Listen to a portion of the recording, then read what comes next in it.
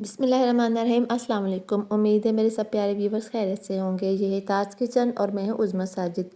آج میں بنا رہی ہوں رمضان اسپیشل بوندی یا پھلکیاں، جو بھی آپ اپنی سی زبان میں کہتے ہیں۔ بہت آسان بیسن اور آٹے کے ساتھ بنتی ہیں۔ تو جو میرے چینل پر نئے ہیں وہ جلدی سے میرا چینل سبسکرائب کر لیں۔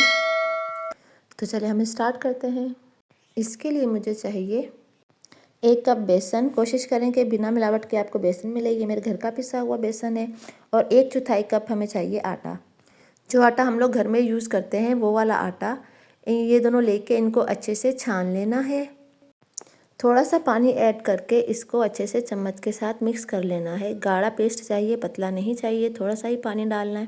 اچھے سے چمچ سے مکس کر کے میں اس کو بلینڈر کے ساتھ 10 منٹ کے لیے بلینڈ کروں گی۔ اگر بلینڈر نہیں ہے تو آپ جوسر، فورک یا ہینڈ بلینڈر جو ہے کسی کے ساتھ بھی آپ اس کو اچھے سے بلینڈ کر سکتے ہیں۔ یہ آپ نے سٹیپ لازمی کرنا ہے۔ تقریباً 10 منٹ کے لیے میں اس کو اچھے سے بلینڈ کر لوں گی۔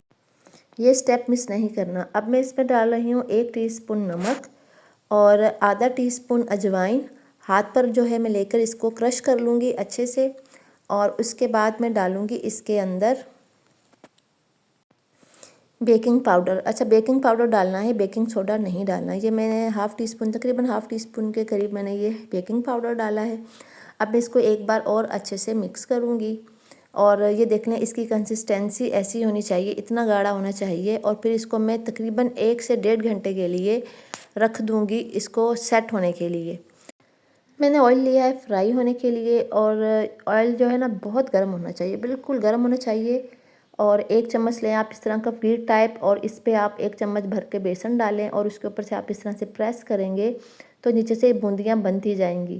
اچھا، آئل جو ہے بہت زیادہ گرم ہونا چاہیے۔ اگر آئل آپ کا گرم زیادہ نہیں ہوگا تو یہ بوندیاں نیچے ہی بیٹھی رہ جائیں گی، اوپر نہیں آئیں گی، دیر سے اوپر آئیں گی اور اتنی کرسپی نہیں بنے گی۔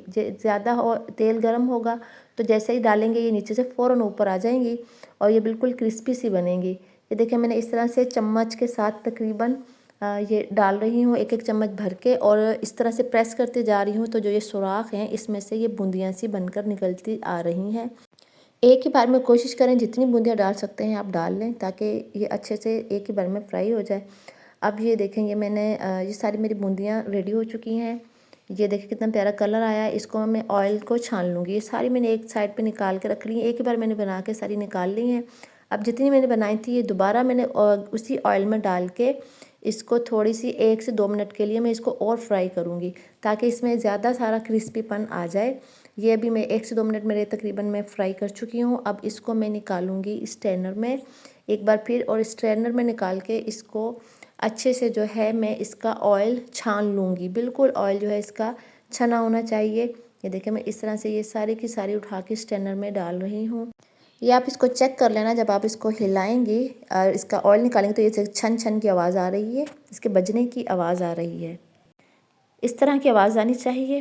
یہ میرے ہو چکی ہیں ریڈی۔ امید ہے آپ کو میری یہ ریسیپی پسند آئی ہوگی۔ آپ اس کو کسی بھی زپ لاک، ایئر ٹائٹ یا شاپر وغیرہ میں اچھے سے بند کر کے اس کو اسٹور کر سکتے ہیں پورے رمضان یوز کر سکتے ہیں۔ اپنا اور اپنے پیروں کا خیال رکھیے گا۔ آپ سب کا بہت شکریہ۔ اللہ حافظ۔